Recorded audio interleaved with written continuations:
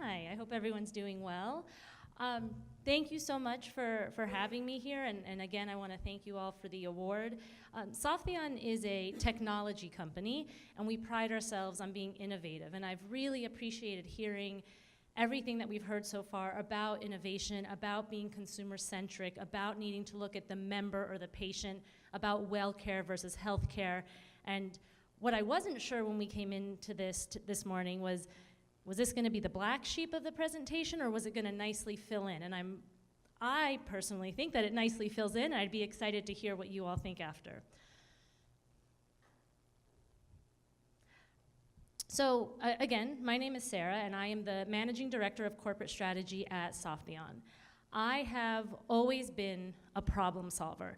In fact, my parents used to get the phone calls from my teachers telling them that I was just being a pain in the butt, and why was I always asking why? It just was. And my mom had to go in every single time and say, no, I mean, she is a pain in the butt, but in this instance, she's not. She just wants to know why. And though it was painful at the time, it's really helped me, because I do ask why, and I look for those problems, and I try to solve them. As I was getting my MBA at Stony Brook, I stumbled upon a company called Softheon that is also a problem solver. We say that we are the hammer that was just looking for the nail, and healthcare was our nail. And in addition to healthcare, we looked at the financial piece of it. There's a lot of talk today. I see a lot of numbers on the board, and that's really exciting, and it's all kind of on the industry side. And there's also the numbers of what the members are paying, and how does what the members pay affect the choices they make. And that is what encompasses this presentation of 401ks as compared to HSAs.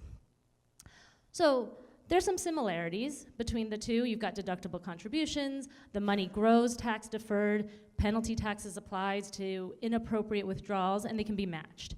Now I want to do a little bit of clarification on the matching, and we can talk about it a little more later. We know that 401ks are employer matched, and that's exciting, and a lot of us choose where we work by that. But you can also match an HSA, and whether that's an employer or potentially even a carrier can match an HSA. We've done our research. I'm not giving anybody any kind of legal advice on that. I encourage you to go back and speak to your counsel, but we haven't identified any reason why a carrier, a health plan, can't say, set up an HSA, and we will match that. There's also some differences. So as you may or may not know, HSA funds can be used at any age for qualified medical purchases, whereas 401ks cannot. HSAs also, in order to be used for in order for the penalty tax to disappear, you have to be 65, whereas the 401k, it's 59.5. The HSA penalty tax is higher. HSA funders must have an HDHP. And so to clarify, in order to contribute to your HSA, you must currently have a high deductible health plan. However, you don't lose your HSA if you move out of a high deductible health plan. You don't lose your HSA if you change jobs. You don't lose your HSA if you change carriers. And HSA has no required minimum distributions. So again, we've been talking about this whole consumer-centric idea of healthcare and how we're making this shift, and how do we continue to make it, and maybe make it sooner rather than later. And this kind of shows us the shift from defined benefit to consumer-directed. You can see the results from a 401k survey are very similar to that of the HSA survey. 8 out of 10 who were polled were satisfied with their HSA eligible plans, their high deductible health plans.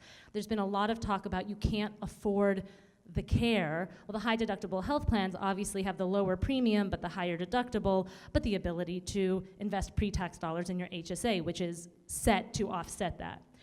And then 77% were satisfied with the quality of coverage. So as we're researching and we're saying, why haven't HSAs taken off as much as we thought they would? My thought was, because there's no coverage. They feel like it's catastrophic. They're worried, they're this, they're that. But 77% of the people told me I was wrong, so I'm gonna listen. So why is an HSA important? It's not just a healthcare tool. It's actually a financial tool. 44% of people think that a couple will need less than $50,000 for their healthcare in retirement. So just out of curiosity, who here thinks that that number is too high? It's going to be less than 50,000. Who here thinks that that number is too low? It's going to be more than 50,000. And who here thinks that number is right on? Does anybody have any guess as to how much it actually, you're right, it is higher. Does anybody have a guess as to how much it actually is? 400,000. Ooh, not quite that high, but yes, you're on the right track. Excuse me?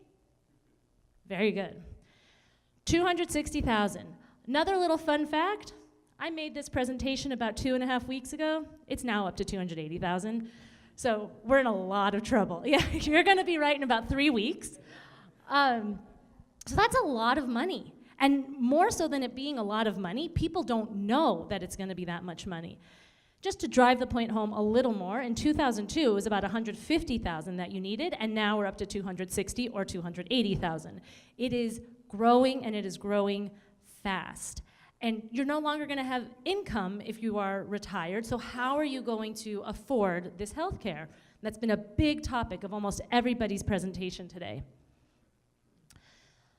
So, knowledge is power. Some of what I'm saying here you guys might all know, some of it might be new, and if it's new to you, you're certainly not alone.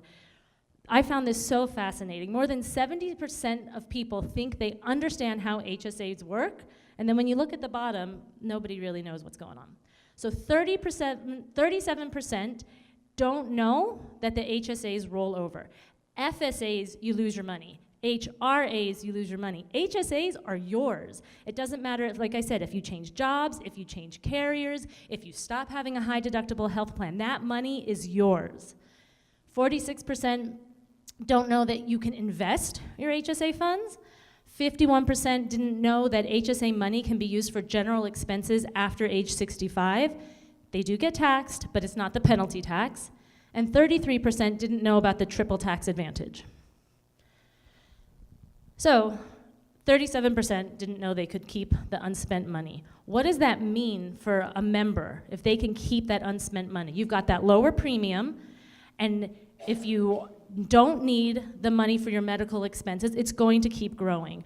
As of today, for 2018, the individual maximum contribution for an HSA is $3,450.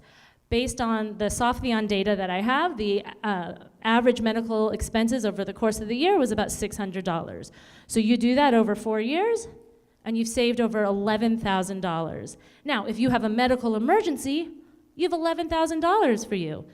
If not, it continues growing, it's investing. I did not do any time value of money investment, I didn't do any of that. That's just $3,450 and $600, so it's growing even more so. You're gonna have your nest egg. And I wanna be clear, I know the title says, Are HSAs the next 401k? I'm not looking to take over the 401ks. I'm saying that they are very complementary to one another, and they should be used to work together.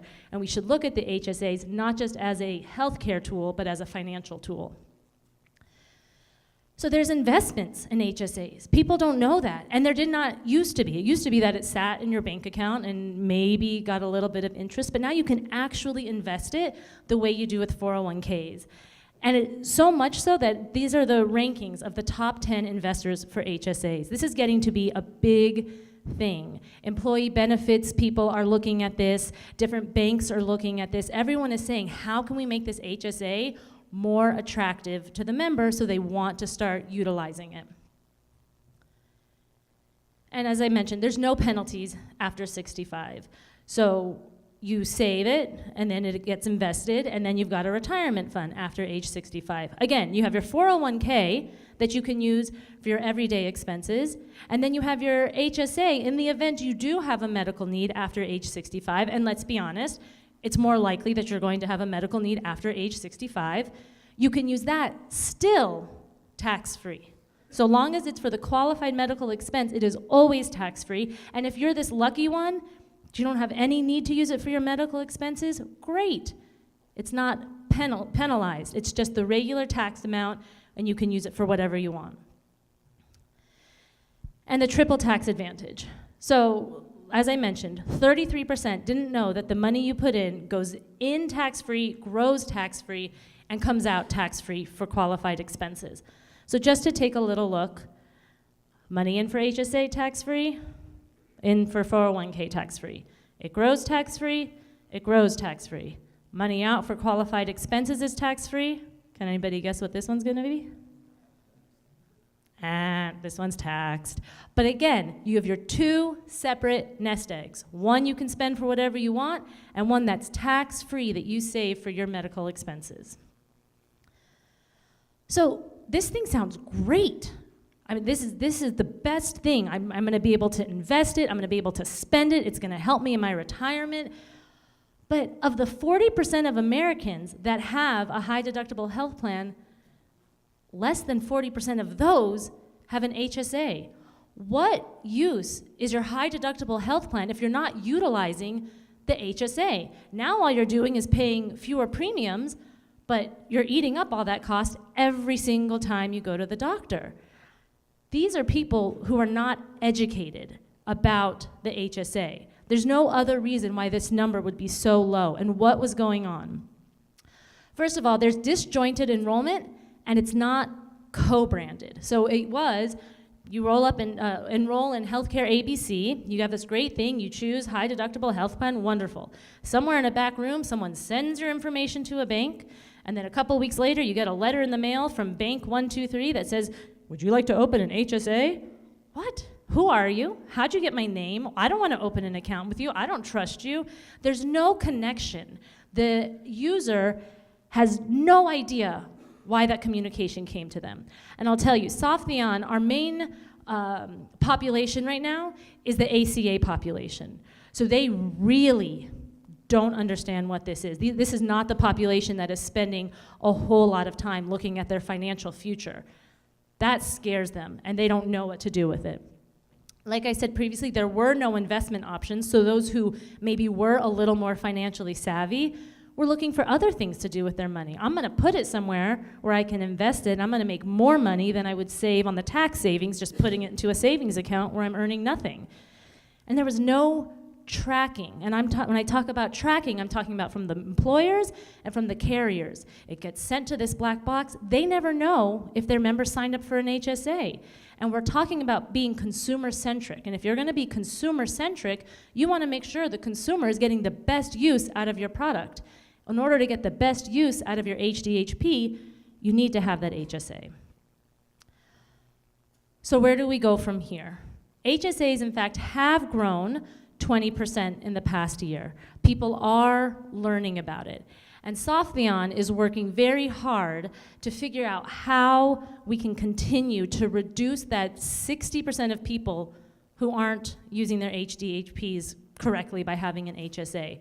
We are working with our current carriers to have that co-branded experience. On our site, if you are working with Softheon, you enroll into your healthcare. If you choose an HSA eligible plan, you get prompted, would you like to open an HSA account? You choose yes. You immediately go to the bank that is white labeled to look as your health carrier. Now it says Bank 123 powered by Health Plan ABC or vice versa, however you want it to look, and you start doing your HSA piece. But you are very well aware that this has everything to do with that health plan you chose.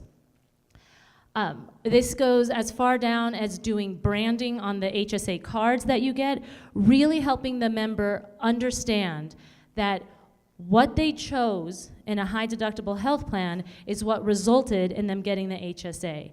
And continuing that education allows them to use it to their fullest potential. And tracking. If we send the information from our site directly over, we've got that line of communication. So if a member who should have an HSA, has a high deductible health plan, doesn't choose to open it, we have that opportunity to continue to educate. We noticed you didn't open an HSA.